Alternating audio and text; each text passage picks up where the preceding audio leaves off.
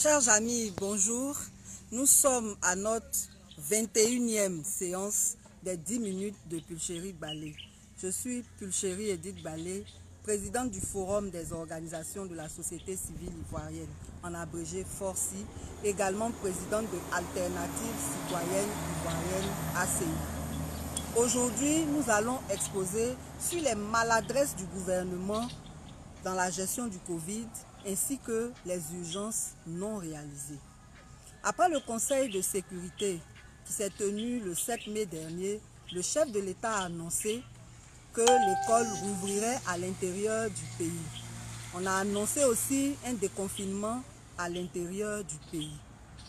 Et donc, à partir de cela, on a dit aussi que, après lui, ils nous ont annoncé que pour venir à l'intérieur du pays, il faut faire un dépistage d'abord.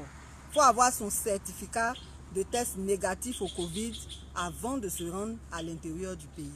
Cela a provoqué une affluence dans les centres de dépistage. Une affluence, et cette affluence-là a été aussi source de contamination. La preuve, le mardi 12, dans les résultats qui ont été annoncés par rapport au Covid, on nous a dit que sur 520 échantillons, il y a eu 127 cas de contaminés, soit 25% des échantillons prélevés. Ce qui veut dire qu'il y a eu une hausse des contaminations. Et pourquoi nous nous plaignons?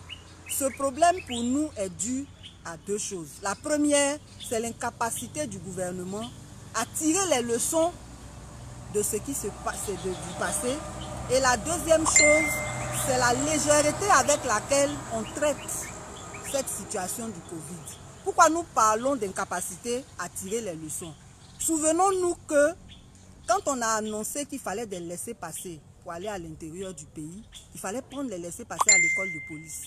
Il y a eu une affluence telle que les gens ne respectaient plus les mesures barrières. C'est là maintenant que les gens ont décidé qu'il fallait maintenant faire des inscriptions en ligne. Nous pensons que ce n'est pas sérieux.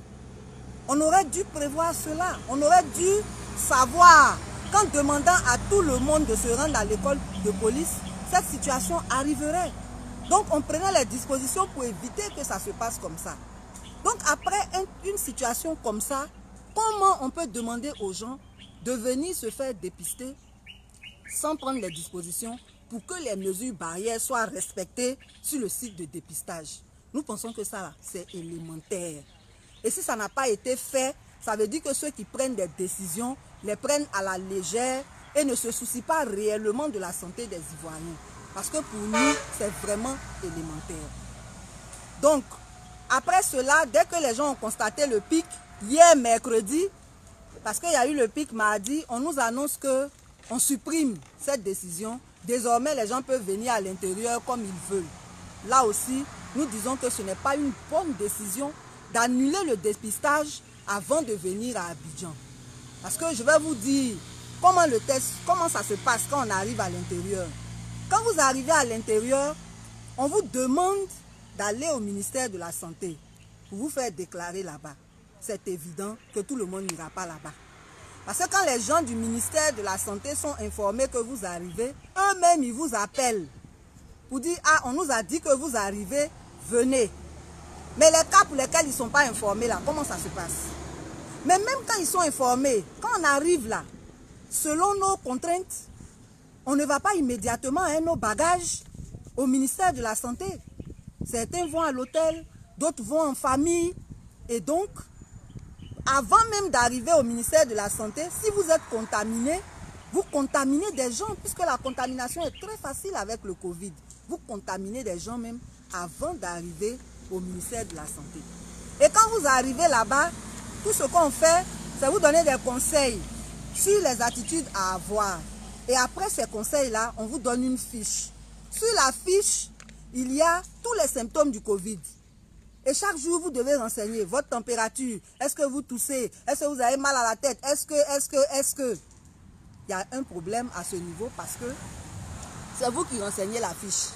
Si vous n'avez pas envie qu'on sache que vous avez le Covid, vous n'allez pas dire la vérité. C'est vous qui renseignez la fiche. Donc ça, c'est déjà un problème. Et c'est pour cela que nous disons que quand on prend de bonnes décisions et qu'on les applique mal, on ne fait que rectifier ce qui ne va pas. Donc, il ne fallait pas annuler cette décision de dépistage, mais plutôt trouver les solutions pour que le dépistage se fasse dans de meilleures conditions afin de protéger la vie des personnes qui sont à l'intérieur. Parce qu'effectivement, quand vous venez à l'intérieur, les gens ne portent pas de masque, ils ne respectent aucune mesure parce qu'ils sont tranquilles, ils se disent qu'il n'y a rien. Donc, nous pensons qu'il est de la responsabilité du gouvernement de veiller sur la santé de toutes les populations. Donc, quand on décide qu'à l'intérieur du pays, on peut faire la vie normalement et que les gens peuvent venir ici, il faut que ces gens-là ne viennent pas contaminer les gens de l'intérieur. Donc cette décision, on ne doit pas l'annuler, mais améliorer son application. Par rapport aux promesses non tenues, nous allons relever deux choses. Il y a plusieurs promesses qui ne sont pas tenues. Hier, on vous parlait des PME, des TPE. Mais aujourd'hui, on va revenir sur le cas des prisonniers. Depuis le 8 avril, le chef de l'État a décidé à travers une grâce présidentielle que 2004 prisonniers soient libérés. Pourquoi jusqu'à aujourd'hui, ils ne sont pas libérés? Alors que l'objectif, et tous les pays l'ont fait, c'était de désengorger les prisons. Le 8 avril, lundi prochain, on sera au 18 avril quand même.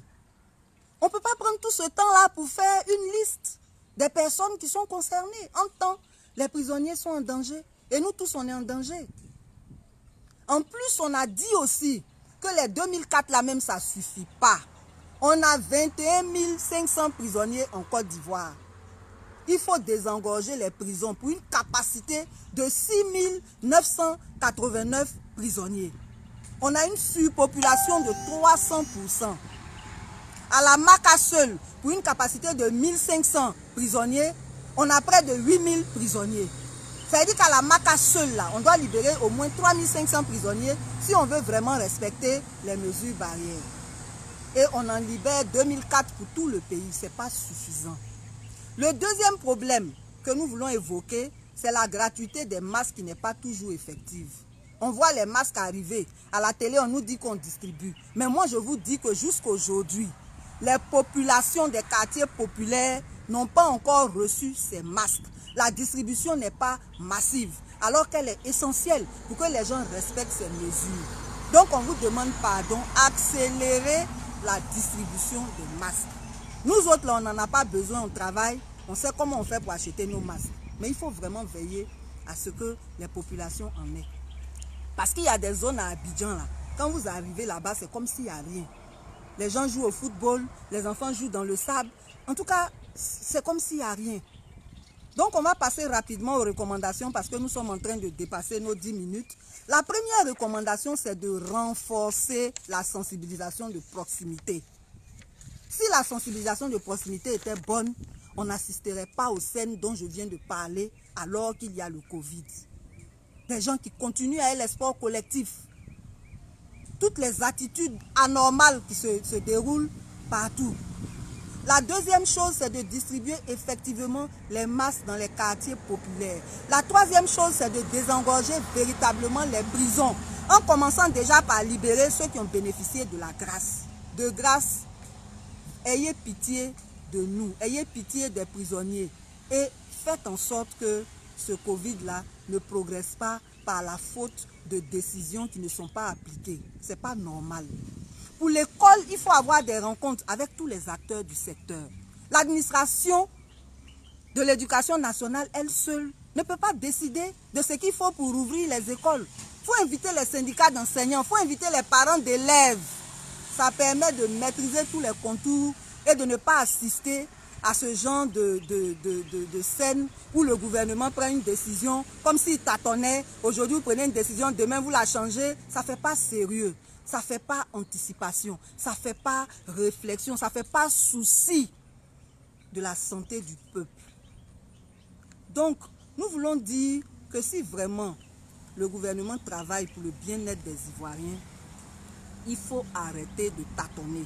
Il faut mettre en place un comité digne de ce nom qui va prendre des décisions dans l'intérêt du peuple, mais pas tâtonner, pas naviguer à vue. Donc, on a déjà dépassé nos 10 minutes. Je m'en excuse pour aujourd'hui. Bon appétit si vous êtes à table et à demain, 12h30 pour un autre sujet.